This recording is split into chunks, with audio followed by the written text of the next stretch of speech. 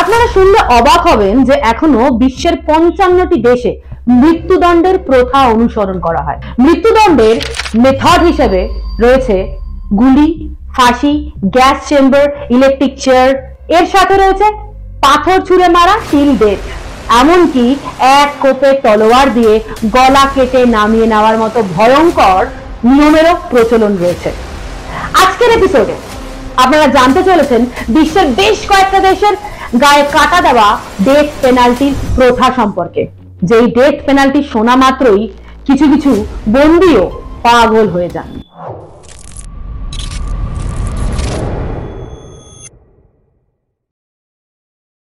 মার্কিন যুক্তরাষ্ট্র অর্থাৎ ইউএসএ, এই দেশে প্রত্যেক বছরে অন অ্যান অ্যাভারেজ 20 জন মানুষকে মৃত্যুদণ্ডে দণ্ডিত করা হয়। ইউএস এর সব রাজ্যে কিন্তু এমনটা মোটেও নয়। এই দেশের 11টা রাজ্যে এখনো মৃত্যুদণ্ড লিগ্যাল। কি অপরাধে মৃত্যুদণ্ড দেওয়া হয় এই দেশের জনসাধারণদের? ডোমেস্টিক ভায়োলেন্স, মার্ডার, দেশদ্রোহিতা এবং স্মাগলিং। আর এই অপরাধ করে যদি আপনি ধরা পড়েন তাহলে এই 11টা রাজ্যে বিভিন্ন উপায় আপনার ডেথ পেনাল্টি ইমপ্লিমেন্ট করা হতে পারে। যেমন ধরুন gas chamber, electric chair, firing, lethal injection, এমনকি গ্যাস অ্যাসফিক্সিয়েশনের মতো প্রথা অবলম্বন করা হয় মানুষ মারার জন্য। কিন্তু এই ইউএসএ তে মৃত্যুদণ্ডের সাজাপ্রাপ্ত আসামিদের সাথে অ্যাকচুয়ালি কি ঘটে? মৃত্যুর মাত্র 24 ঘন্টা বাকি থাকতে এই ধরনের আসামিদের তাদের পুরনো সেল থেকে নতুন একটা সেলে নিয়ে যাওয়া হয়, যার নাম ডেথ রুম। আর এই সেলে আসার সময় আসামিরা শেষবারের মতো বিশ্বের বহির্জগৎ দেখতে পারেন। এরপর এদের ফিজিক্যাল টেস্ট করানো হয় এবং নতুন জামা কাপড় পরিয়ে শেষ সেলে নিয়ে যাওয়া হয়, যার নাম ডেথ ওয়াচ। এই সেলে আসা মাত্রই বেশ কিছু কিছু বন্দী একদম ঘুমিয়ে পড়েন, আবার কিছু কিছু বন্দী এতটাই উদ্বিগ্ন থাকেন যে তারা মৃত্যু ভয়ের কথা কল্পনা করে ঘুমোতে পারেন না। মোটামুটি 5 ঘন্টা পর এদেরকে উঠিয়ে নিয়ে এসে স্নান করানো হয় এবং ব্রেকফাস্ট খাওয়ানো হয়। তারপর এদেরকে একটা 14 ঘন্টার টাইম ফ্রেম দেওয়া হয়। এই 14 ঘন্টার প্রথম 45 মিনিট এদেরকে সুযোগ দেওয়া হয় এদের বাড়ির আত্মীয় স্বজন বা বন্ধু বান্ধবদের সাথে ফোন কলে কথা বলার অথবা মুখোমুখি দেখা করার।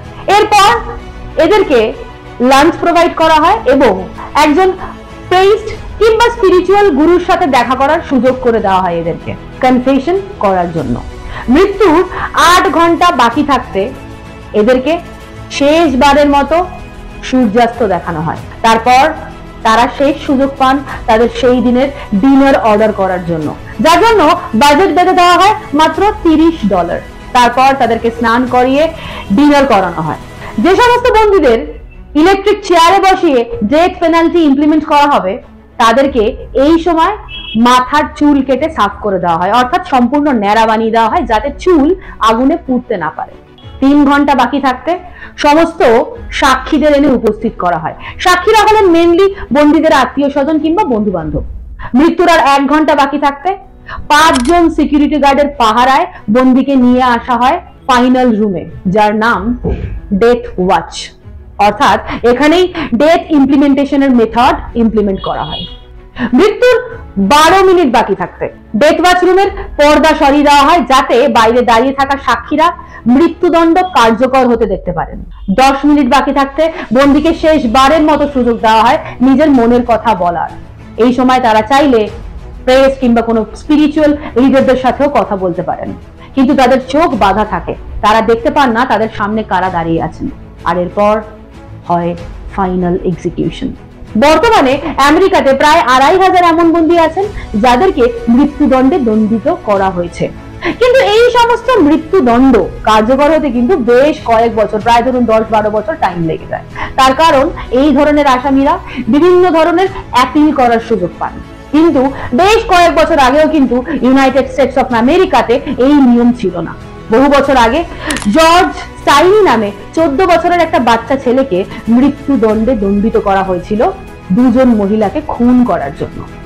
আর জর্জের হাইট সেই সময় এতটাই কম ছিল যে তাকে ইলেকট্রিক চেয়ারে বসানো যায়নি, তাকে বাইবেলের উপর বসিয়ে মৃত্যুদণ্ড দেওয়া হয়েছিল। কিন্তু 2005 সালের পর থেকে নতুন নিয়ম অনুযায়ী ইউনাইটেড স্টেটসে মৃত্যুদণ্ড কার্যকর করতে গেলে আসামির বয়স 18 বছর বা তার বেশি হওয়া বাঞ্ছনীয়। চকচকে ঝলমলে শহর সৌদি আরব। এই দেশে মৃত্যুদণ্ড কিন্তু এখনো বৈধ, কারণ এই দেশে প্রত্যেক বছর অন অ্যান অ্যাভারেজ 185 জন মানুষকে মৃত্যুদণ্ডে দণ্ডিত করা হয়। এটা এমন একটা দেশ যেখানে লঘু পাপে আপনাকে গুরুদণ্ড দেওয়া হতে পারে, অর্থাৎ চুরি, ডাকাতি, স্মাগলিং, দেশদ্রোহিতা, বিশ্বাসঘাতকতা, এসপিওনেজ, এগুলোর জন্য তো মৃত্যুদণ্ড দেওয়া হয়ই হয়। উপরন্তু আপনি যদি ইসলাম ধর্ম ত্যাগ করেন, ব্ল্যাক ম্যাজিক করেন, কিংবা স্বামী বা স্ত্রী যদি একে অপরকে বিট্রে করে অথবা সেম সেক্স রিলেশনশিপে জড়িয়ে পড়েন, তাহলে মৃত্যুদণ্ড দেওয়া হতে পারে এই দেশের জনসাধারণকে। আর এই দেশে মোস্ট কমনলি 3টে মেথডে ইউজ করা হয় ডেথ পেনাল্টির জন্য: গুলি করা, অথবা বন্দির মাথা বালিতে পুঁতে রেখে পরের পর পাথর নিক্ষেপ করা তার দিকে যতক্ষণ না সে না মারা যাচ্ছেন। আর যেটা সবচেয়ে বেশি প্রয়োগ করা হয় মৃত্যুদণ্ডের প্রথা হিসাবে, সেটা হলো এক কোপে তলোয়ার দিয়ে বন্দির মাথা কেটে নামিয়ে দেওয়া।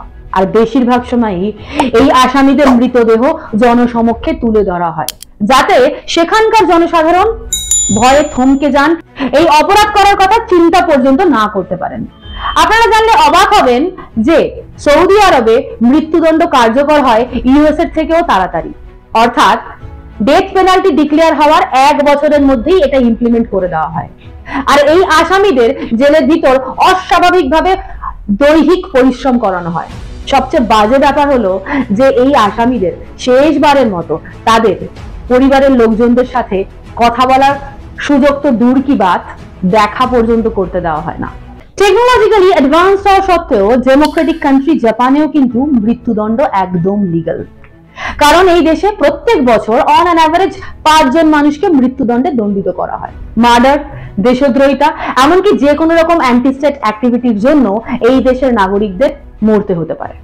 জাপানে মৃত্যুদণ্ড কার্যকর হওয়ার মাত্র 1 ঘন্টা বা 2 ঘন্টা আগে বন্দীদেরকে জানানো হয়, অর্থাৎ আসামি নিজেও জানেন না যে ঠিক কোন দিন পৃথিবীতে তার শেষ দিন হতে চলেছে।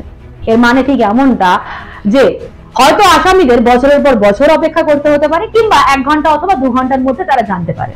তার থেকেও বড় প্যাথেটিক ব্যাপার হলো আসামিদের শেষবারের মতো তাদের আত্মীয় স্বজন বা পরিবারের মানুষজনদের সাথে দেখা করার সুযোগ পর্যন্ত দেওয়া হয় না। ডেথ পেনাল্টি ইমপ্লিমেন্ট হওয়ার পরই পরিবারের লোকজনদের খবর দেওয়া হয়। জাপানের কারাগারগুলোতে মৃত্যুদণ্ডে দণ্ডিত আসামিদের জন্য রয়েছে অদ্ভুত নিয়ম, অর্থাৎ আসামিরা সেলের ভিতরে কিভাবে বসবে সেই বিষয়ে তাদেরকে প্রপার ইনস্ট্রাকশন ফলো করতে হয়।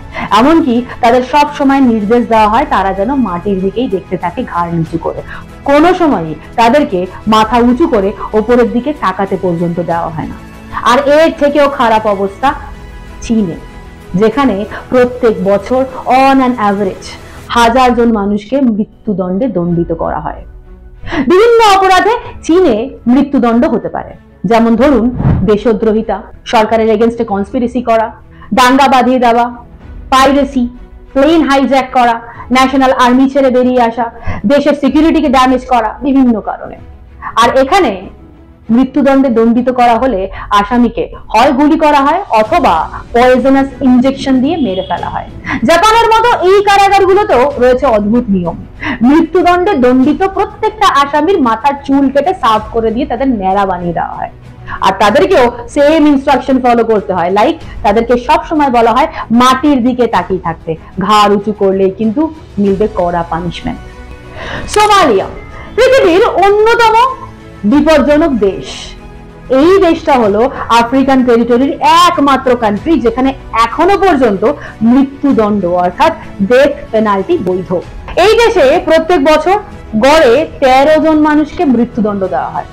পাথর ছুঁড়ে অথবা গুলি করে অথবা ফাঁসি দিয়ে মৃত্যুদণ্ডের মেথড ইমপ্লিমেন্ট করা হয়। বিভিন্ন কারণে এই দেশে মৃত্যুদণ্ড দেওয়া হতে পারে, যেমন ধরুন দেশদ্রোহিতা, ন্যাশনাল আর্মি ছেড়ে চলে আসা, এসপিওনেজ, মার্ডার, এমনকি ইসলাম ধর্ম ত্যাগ করা, স্বামী বা স্ত্রী একে অপরের বিরুদ্ধে বিট্রে করা অথবা সেম সেক্স রিলেশনশিপ।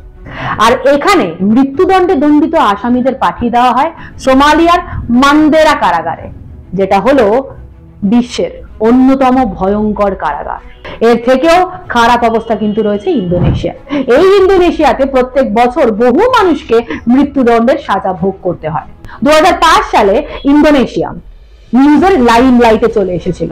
তার কারণ এই সময় ইন্দোনেশিয়াতে 8 জন অস্ট্রেলিয়ান নাগরিককে আটক করা হয়েছিল ড্রাগ স্মাগলিং এর অভিযোগে, যার মধ্যে 6 জন নাগরিককে দেওয়া হয়েছিল আজীবন কারাদণ্ড আর বাকি 2 জনকে দেওয়া হয়েছিল মৃত্যুদণ্ড।